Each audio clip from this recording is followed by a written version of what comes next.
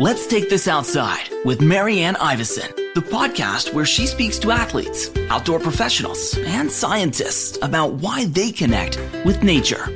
Today I'm chatting with Carolynne Simons and Jason Verma from MultiSport Canada, an event management company that produces triathlon, duathlon, running, and cycling events in Ontario. Since its inception in 2002, the MultiSport Canada Triathlon Series has been the fastest growing triathlon series in North America.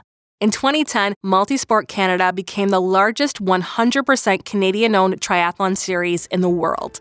Please welcome Carolynne and Jason from MultiSport Canada. Carolynne, Jason, welcome to Let's Take This Outside. This is going to be so fun. I'm excited to learn about triathlon and multisport, and this is a whole new world for me, so this is going to be mind-blowing, I think. And we're excited to have you. Jason, I want to know, what is MultiSport Canada? That's a long story that goes back almost 20 years, 20 plus years now. Myself and John Salt, the founder of MultiSport, knew each other in our days when we lived in London, and there's a connection here to Carolynne as well.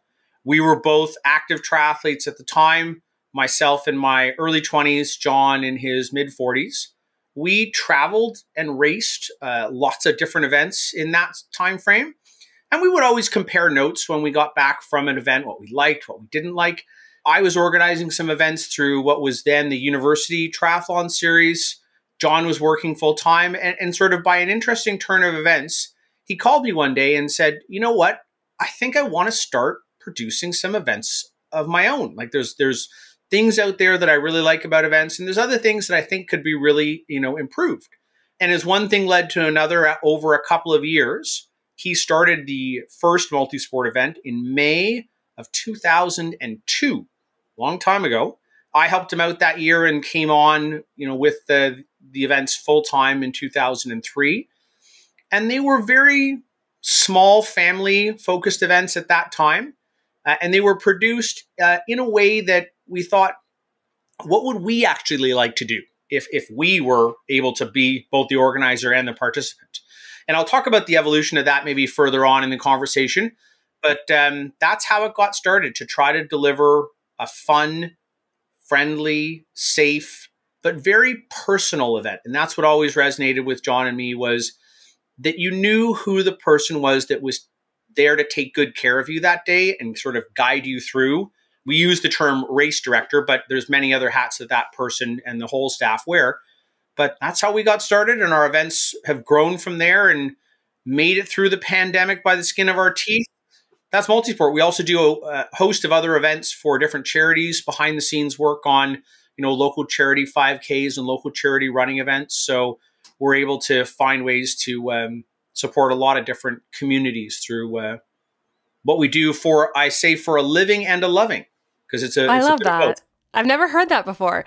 Jason, I want to make it a little bit more granular. When we say multi-sport, do we mean like fencing and like karate? Let's get a little bit more specific here about multi-sport. Yeah, well, and the name came from triathlons, of course, which is by nature a multi-sport affair, swimming, cycling, and running. And there wasn't really too much deeper than that. We always considered ourselves multi-sport athletes as well. Most people that come into a space like this do other things besides swimming, cycling, and running too. So I think what's in the name is what's in the space. Carolynne, say you're an athlete and you're like, this seems kind of overwhelming. I want to do my very first triathlon, swim, bike, run. Maybe one's stronger than the other. Maybe I've never been in a pool before. Where does an athlete start when it comes to multisport? Great question, Marianne. And I think you can speak to how organic it is that you found out that we offer more than just the swim, bike, and run order. There's a run, bike, run order. There's a swim, bike. There's a relay event option. And I think that when you look at the sport in context, it's really great to distill it down. If you come from a swimming background, great. You're already halfway further than you think you are. But when we look at the distances, which I think is where we can speak to most first-time participants who are looking at something that's relatively 40 minutes to 1 hour, that's our give it a try distance. And we get to see a lot of athletes try signing up for that for the first time, really not knowing where to get into things. But then a matter of time, they can be into that sprint distance where you're looking at the 1 hour, maybe even longer. And then, of course, getting into that intermediate or Olympic/standard distance. We also call it the international distance for the duathlon. And then, of course, progressing into more experienced, longer distance events over the 2.5 to 3 hour mark. When it comes to starting, I think that it's always important to remember that you do not have to have this all figured out. There are a lot of online resources, whether you're coming from a running background and have done maybe your first 5K. Believe it or not, it's sort of like any other skill. You pick up your habits haphazardly, you start to build training. Then I say, go to online resources. Look at some templates, start there, get comfortable with consistency. One of the things we had talked about before, be patient with your running. That's always important to remember because whether it's something that you use as a baseline, getting your aerobic engine working, you know what? There's so much to be said for that base training. Again, went out for a 40-minute run this morning. It was definitely a different season than it is out there right now. And then just be patient with the fact that it will come over time. You just got to give it time. And it's not just be patient with running, it's be patient with any of the 3 disciplines. That's right. And we've set up a great resource library over the years. If you scroll over to multisportcanada.com, you'll see that resource library there. It's got everything from wetsuits to rules on the bike, things that you don't have to really know until you have the chance to read it and then get that experience once you're finally there on race day. Jason, you mentioned, okay, we made it through the pandemic by the skin of our teeth. I think that's really impressive. It shows how committed people are to doing this and coming back. But there seems to be a strong interest in athletic events like triathlon, for example. Why do you think that is in a post-pandemic world? And if fitness is part of your lifestyle, is triathlon something that you can do? To answer the last question, it's a definite yes. Through the pandemic, I think there was a shift of folks discovering activity. We'll call it independent, self-driven activity. We couldn't do team sports. We couldn't do a lot of the things that we had before. And I think that created a new, we'll call it generation of people that were out there biking a bit, running a bit, whether that's inside on their or outside. And through that, it mirrors a lot of the, we'll call it waves of participation that triathlon has seen in the past, where there was some outside force, we'll call it that created a movement towards new people coming in. We saw that immediately post-pandemic with running. Running events seemed to bounce back quite well. Triathlon took a little bit longer, but I think as you know, you're coming to find out, there's a little bit more to learn about it, and most people take baby steps into that. But the numbers, participation numbers this year from most folks that we chat with seem strong. And I think that's testament to the fact that there's a lot of new folks coming in. And Carolynne can speak a little bit more to this in terms of what we saw with first-timer numbers last year that were higher percentage-wise than we'd ever seen in the past. That's right. Thank you, Jason. And I think this is part of the fun behind the scenes work that we get to do is really looking at the season once we're off the race course, because then we're in a position to say, how are people finding us? Believe it or not, we were able to take some of that data and go through the process of understanding how important it was to know that 34% of our participants were actually racing with us for the first time. So what that means too is they could have had other experiences within local triathlon community runs or other running events. But when we looked at that number, we really were able to focus on how are we reaching the participant and giving them and delivering a great experience based on the fact that that percentage was so high. And then, we also have to be mindful of the fact that we have a really loyal customer base. We're so grateful for that. That took years to cultivate. And because of that, we were able to understand that 36% of our participants in 2023 were actually return or past participants. That is also a really important thing to us. And then, of course, we can go one step further, find out that they were learning about us through friends and family. Again, clubs are really important to us in our community. And then there was the new advent of people maybe finding us through an internet search or social media. That was really interesting to see. So, we really try to understand how people are finding us. And as Jason alluded to before about MultiSport, we love learning about how did people come into this and what sports were they actually doing? Because I can honestly say from an athletic background myself, I couldn't have come from something more opposite. And then, you get to that point where you say, I think that this is something I can actually do. I just got to give it time and maybe be in a position where if I'm going to have a good first time experience, I want to make sure that I sign up with an organization that's going to be able to deliver that so that I can decide if this is really for me or not. And so, when we do get the chance to meet athletes on the race course, again, we make it really personal, whether it's awards or Jason at the finish line, also just shaking hands and learning about people's experience. Actually, one of the last events that I had the chance to work, we were taking the site down, what we call a knockdown at the site. And there was 3 guys that were just loading into a van going, I'm addicted. That was so fun. I can't wait to do it again. And honestly, that's what it's about for us a lot when we come to work, because yes, some aspects of the race can be a little bit repetitive. And what we mean by that is, you've got your order of how the day will roll out, but it really all comes down to how people feel when they leave. And that's what makes us feel pretty good at the end of the day as well. I can relate to so much of what you just said, the addiction of things. If you told me, because we're recording this in March, if you told me in December that I would be swimming 3 times a week in March, I would have laughed at you. I'm like, joke's on you. I haven't been in a pool since I was actually swimming or lessons since I was 8. So I totally get that. I totally get the feeling. And I see why people are, what you say, addicted. They're like, oh, I'm definitely doing this again, right? And not only that, Marianne, it was so refreshing to get the chance to meet you because you had already put this into a routine, believe it or not. And I think that those little adjustments, like, oh my gosh, sometimes I maybe got to get to work. My hair's a little wet because I was in the pool. Did I bring my right gear for training that day? That's actually the work, if you think about it. I want to call you out too for a second, because I'm also this kind of person. Jason, I feel like you are too. But in the back of your car, you always have just different changes of clothes and running shoes. I think I have snowshoes still in my car. I always have my hiking boots in the summer. There's every sport that you can just grab out of the back of your car in a moment's notice. You're like, oh, I can swim. Oh, I can go for a run. Oh, I can go for a bike ride.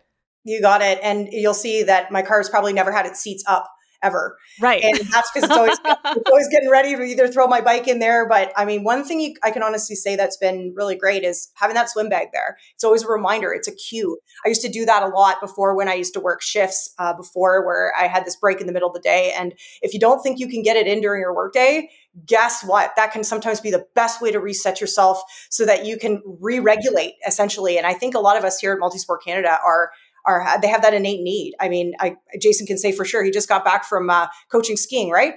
Most of the winter Nordic ski coaching. So that's why you haven't been in a pool in a while. It's too cold. Outside's much warmer. Carolynne, you kind of touched on this, but how do you know what event and distance to sign up for? Because there are so many options. Great question. And thank you so much for asking things that I think are the most reflective of what we see a lot here behind the scenes at MultiSport Canada before our participants show up. I tend to lean on encouraging participants to consider Welland, Barrie, and Toronto Island. And the reason why I think those are great options is you're going to get that variety of distances that we offer. You're going to have a marked swim course in Welland, which is super fun and just great to visualize. You're also in a basin, which is going to limit some of the choppiness in the water, which is also really nice. Toronto Island is great because you're on a looped format of a course, and therefore you can really conceivably say, oh, wow, I'm going to tour around the island and make this fun, instead of it necessarily being a challenge where you maybe require a little bit more preparation. And again, I'd also touch base on Barrie being so important to us. As a Barrie-based organization, we also host the Honda Waterfront Run there. So if you ever want to preview the course, please come out and join us on June 2nd. And, that's a great event because we've got all ages. So if we're looking at Kids of Steel all the way up to 15, we've got to give it a try there. Again, the sprint distances. And this year, I believe we've got some qualifying events there as well for the 2025 national team. So that would be my best answer on how to prepare for something where you're going to pretty much have a really good overview. Again, we've got course maps available online. That's something you can always consult with. And then, of course, if you have any questions, just call us in and ask us. Just to wrap my head around it for a second, or anyone who's listening, the give it a try, that's a starter. What would that look like distance-wise for all three? Great question. So again, the order being swim, bike, and run. You're looking at a 400-meter swim. You're looking at a 10-kilometer bike ride, and then a 2.5-kilometer run off the bike till the way to the finish line. Doable? Very doable. And I'm going to jump in for a second here just to give people some perspective on how attainable that is. Most folks can do 400 meters of swimming and be out and on their bicycle in around 10 minutes, give or take. So if you think, swim in a lake, 10 minutes and I'm on my bike. Most folks can bike 10 kilometers in 20 minutes to half an hour, give or take. So you're thinking 20 minute to half an hour bike ride. That seems pretty reasonable. And most folks, if they went out and ran 2.5 kilometers, it's a 15-minute run. So when you break it down into those pieces, those three pieces, in bite-sized chunks, we'll call it that, that's when I think most people connect with the fact they're like, I can swim for 10 to 15 minutes and I can bike for 20 minutes to half an hour and I can run for 15 minutes. Thanks for making it like putting numbers behind that, because it makes it like, oh, I can definitely do that, especially if I prep for it. And speaking of prepping for it, Jason, if they're listening to this in April, how does a person physically and mentally prepare themselves for an event like this summer? Carolynne talked about this a little bit. Be patient. And as much as you, Marianne, have jumped into the pool and are swimming, 3 times a week, you don't need to swim 3 times a week to get ready for a triathlon Okay. that might have 10 to 15 minutes of swimming. I'm trying not to drown, Jason. That's the point. I'm just trying. That's fine. I would say make a schedule that's consistent and attainable. Try to be active every day and try to do just a little bit more each week. And when we say a little bit, that might only be 10 to 15% more than you did last week, so that you can carefully and consistently build up how much swimming, how much cycling, and how much running you're doing. And don't be in a rush. I would say that to most people, both in how much prep you do, how quickly you do it, and as well with the distances that we offer. Just because one triathlon is longer than another, yes, physically it might be a little bit more demanding, but there's so much to learn. And I would say with preparation, take the time to do we'll call them the beginner level distances, learn about how events work. And I can talk a little bit more about how an event day works. And just be patient and get to know lots of people, ask a lot of questions, and it'll come in time. Everyone comes from a different background in a different place. So there's no one, and I'm not sort of dancing around, how much of this and how much of that would you do? Because there's no one right answer to that question.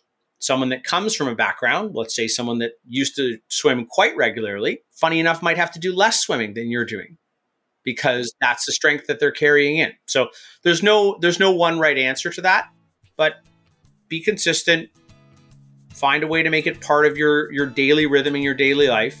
And then it's actually not training. It's just what you do and it's fun.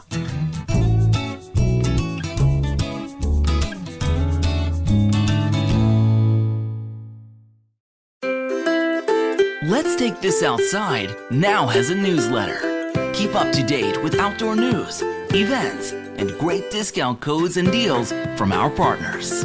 Sign up today at letstakethisoutside.ca. You mentioned this, but okay, you've signed up, you've done the training, the day comes, and you know what? It actually, as someone who's first time, it feels a bit intimidating. So can you describe what the day of might look like for a newcomer? You know what I'm going to do is I'm going to back it up 36 hours from that. Because I think that one of the most important things, if you want to have fun on a race day, you talked about being prepared, there are some sort of final preparations to make, right? Make sure you've got all your gear. You know where it is. Your bike's in good working order. And I always tell this, talk about coaching to the kids that I coach, get your bag out and pack the night before. Like, have all of that sort of stuff ready and read the information about the race, know where you're going, know where you're going to park. So it all on the morning of the event. Now, if we come to actually answering the question, that on the morning of the event, this is just something that you've prepared for. And that way, we'll call it the energy levels on the morning, it's all positive energy, because you inevitably will have some nervous energy if you're doing something for the first time. And being nervous is not a bad thing. That's a good thing. It means you're engaged and you want to have fun and do it well. And then I would say that on the day, and I'm going to pass it off to Carolynne for this part, when you get to the venue, have a sense, because we try to put a lot of these resources online, about the steps you're going to go through it. And Carolynne can give some suggestions on that. Yes, thank you, Jason. One of the things that we always try to recommend is, on top of what we tell you in your pre-event notice on what time to roughly be there at, add 30 to 45 minutes for your first time. Reasonably, if you think about how important that is, it's because you're working through the unknowns. So for instance, number one, you're going to park your bike in transition. It's that simple. You've got your bib number already from us. You can guarantee that's going to be in your inbox prior to the event. And then come to registration. There, you're going to be picking up your bib. You're going to be picking up your timing chip. Remember, no chip, no time, pretty important, right? And then you're going to be picking up your swim cap, as well as taking the opportunity to maybe ask some questions. That's what we're really there for. You'll see Jason and I as well, very much triaging different areas of the site. So whether we get the chance to interact with you as soon as you come into the transition zone, again, just a friendly reminder, that's where you are parking your bike. It's a very well-defined area, and you're going to see the racking there with specific ranges. That's where you take your bib number, you take a quick look at that, go, okay, I know I'm between 0 and 50, park that there, and then again, make your way over to registration. And again, prior to that as well, if you feel like you forgot something, really common thing, again, we would hope that you would actually come to the race a little bit prepared. Don't forget to make things simple for you. Wear your tri-kit or wear your two-piece, whatever you're comfortable with. Wear your sunglasses, wear your running shoes. That's going to take all that thinking out of the equation, so that when you pull open your bag and you're going, great, there's my wetsuit. I have a little towel that I can maybe park under my bike. Some backup items like your helmet, which of course you definitely need. And, don't forget things like that you might personally need, like your own race nutrition. I always say nothing new on race day. And I'll say it again, nothing new on race day. Just like Jason was saying, 36-hour prior, that's where you're making those meal decisions as well. Don't forget how important that is. If you want to put the training in, you want to have a great first experience. Once you get that bike parked in there, get yourself a little bit of a warm up, then you're going to roll right into the briefing, which I know Jason can speak to right now. Also, you're saying that trying that gel for the first time while you're on the bike is a bad idea? Yes. As someone who's actually struggled a lot with their race nutrition. Oh, right. Oh my gosh, my tummy is so finicky. Yeah. It almost took me 10 years. And I, you don't have to be a pro at it your first time, but you have to definitely use these as checklists on what's working, what do I do? And then maybe think about replicating that as you get through the season. If you're doing more than one event, perfect. This went well. Well, I would say do a hot wash. Wash out what went well and what did not. And then if you do that after each event, you really kind of step off and go, I think I can do this again, right? So speaking of safety and those issues as well, that I think are always key to ask, if you don't feel like you maybe got some of your questions answered and, you're mingling with people in transition, get to the briefing. A lot of that will be answered there. And then Jason will be able to highlight some of the key things that you can expect in that briefing. Excellent. Also, one quick question about the bike. People are very finicky about their bikes, including myself. I never let it out of my sight. I'm assuming it's totally and completely safe when I leave. I've never done a triathlon or anything, so it's totally safe. It's good when we leave it there, right? It's in a fenced-in corral. Of course. And the only people that are actually at the race when everyone is the participants. I mean, spectators stay out of the fenced-in corral. It's a pretty welcoming environment. This has to be a real question people ask, right? Oh, yeah. Yes. Well, and so one of the questions people have asked is, do I need to lock my bicycle while it's in transition? And we say, no. If you want to have a means by which to lock it on your car, if you're going to go someplace afterwards, that's your prerogative. But And usually our events take place in some quieter areas, so we need the space. Right. And then I think it also too, what's also key to remind yourself of is, if you got to get on your bike before you're going to park it in transition, make that a must have. Make sure it's in a gear that you think is comfortable. Again, you don't have to have it nailed on the first day, but you want to know what to expect when you pull that bike off. Because remember too, you may have some people who are nice and tight joined in on that rack with you. And then you also want to make sure that all your gear is safely tucked underneath. We are very mindful of gear in transition or the bike corral area. So just make sure that you really only have your essentials under there. And then you can just tuck your bag quietly off to the side before you make your way over to the swim start. I'm so glad that we're tackling a lot of the barriers to entry and what things are actually looking like and demystifying things.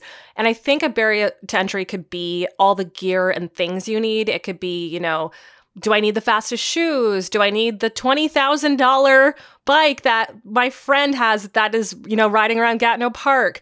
What do you really need to get started?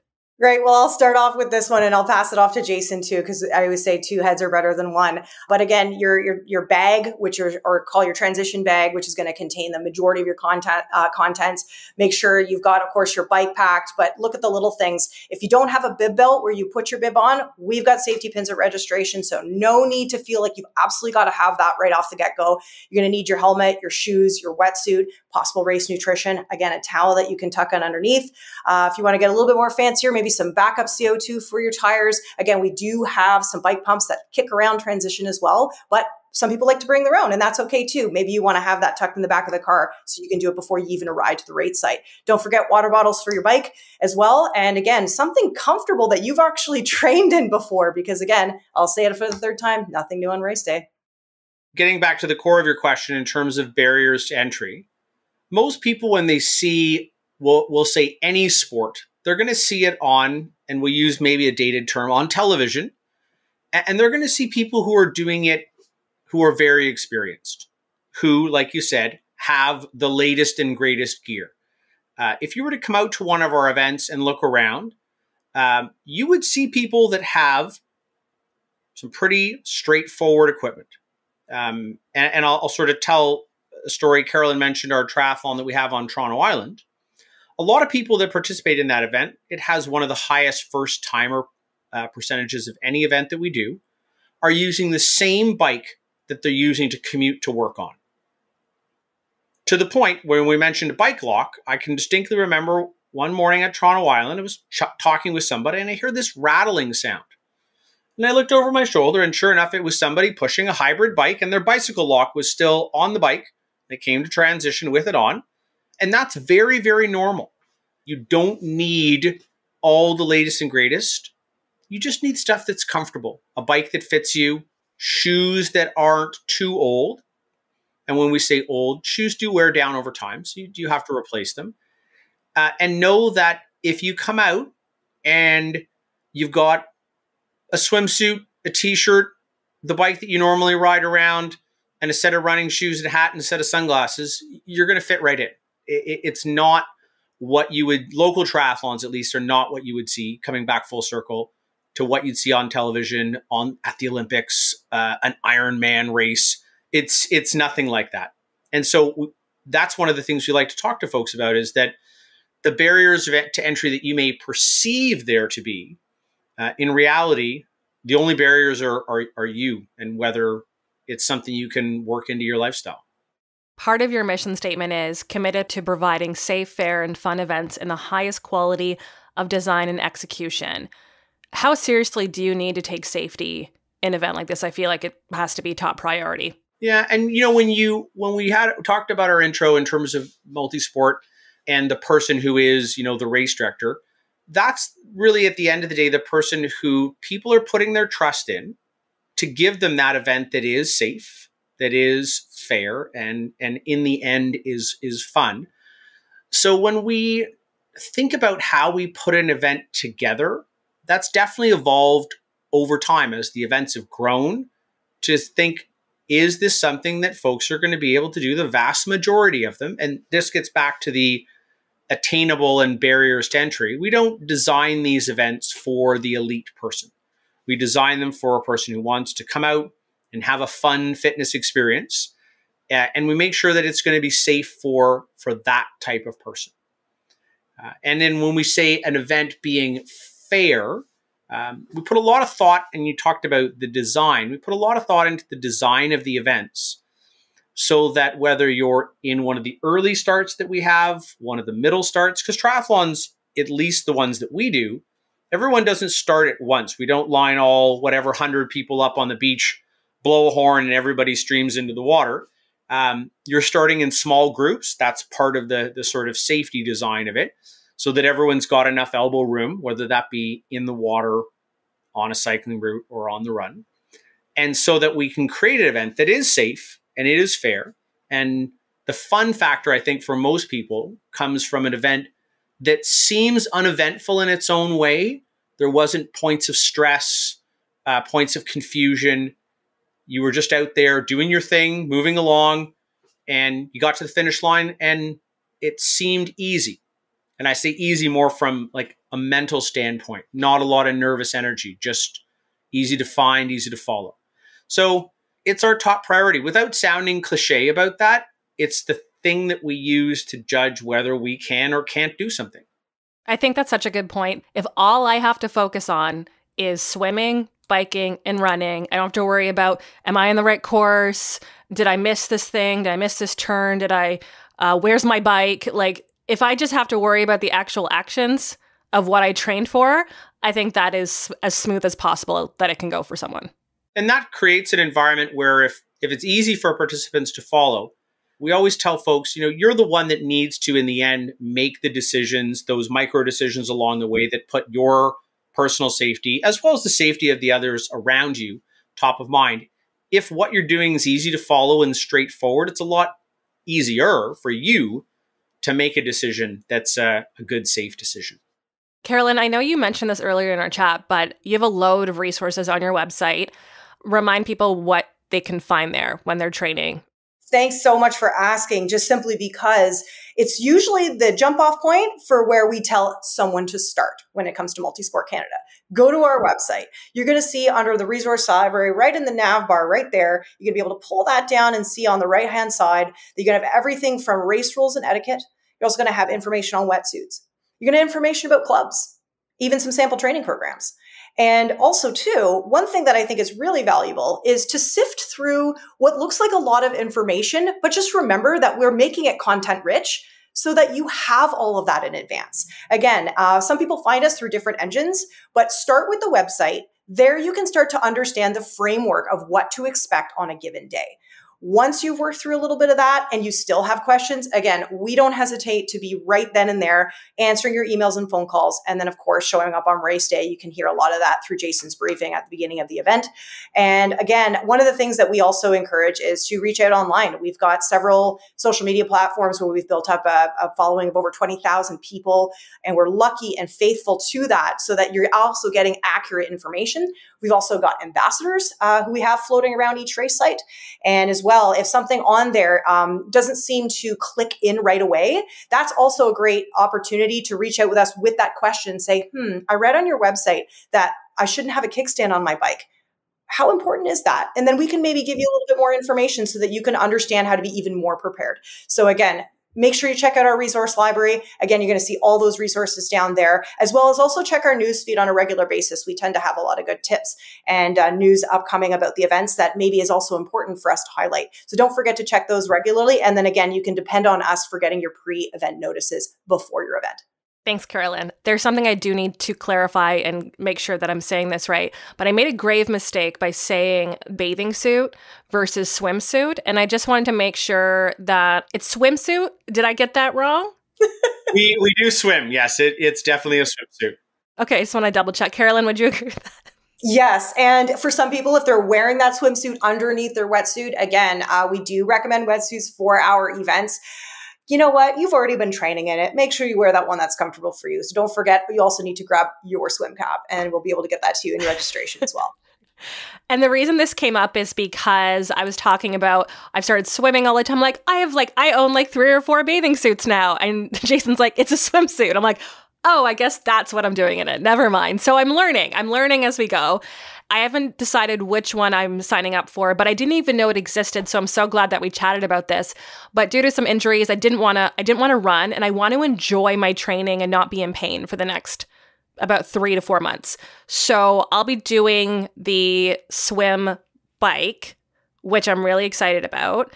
I don't know which distance I'm doing yet. Probably it's like the 750 meter swim, and then I think a 30K bike. Yeah. And the nice thing about Kingston is we've got a slightly longer than what's called sprint distance. So we call it a short course triathlon there, or short course swim bike. Okay. I'm very excited to do that. And Jason, I can't wait for your briefing at the event. It'll be riveting. Is there anything else you wanted to add other than, honestly, I've learned so much today.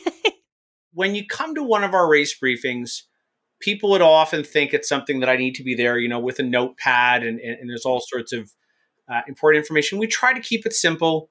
We try to keep it friendly, and we use it to set the tone for the day and the approach that we want you to take throughout the day. We do hit on the safe, fair, and fun aspects of it, making smart decisions, enjoying yourself, being friendly with those around you. So, when you come to one of the events, you'll pick up some important information at the briefings, but it's more about, as I said, setting the tone for the day. Carolynne, is there anything else you wanted to add? Honestly, I am so grateful that we've had this opportunity to sort of dangle different topics, but also dive a little bit further into, all the little things. And I think too that it's just important to remember that after listening to this today, if you're new and your goal was maybe just to finish, well, we would hope that what you could take away is that you actually feel like you're fit enough to do what MultiSport Canada says that you can do. And each person has a different level for that. And all of us have had the chance to either be on the race course or on the production side or be involved in the wonderful world of athletics. So just remember that everyone was new at one point. And it's really great to also see our athletes develop, and we see them get all the way up to that elite level as well. So this opens up a door for you to say, I'm going to focus on what's in front of me. And we're going to do the same thing as organizers, is make sure that we can respond in a tactful way so that you have a great day. Well, I can't wait to pepper you guys with questions over the next 3 to 4 months in my own training, but all the information will be up on the show notes. And I'm looking forward to seeing you end of July in Kingston. We're going to have a blast. Good luck in training. Thanks for listening. For more Let's Take This Outside, go to letstakethisoutside.ca. Produced and distributed by the Sound Off Media Company.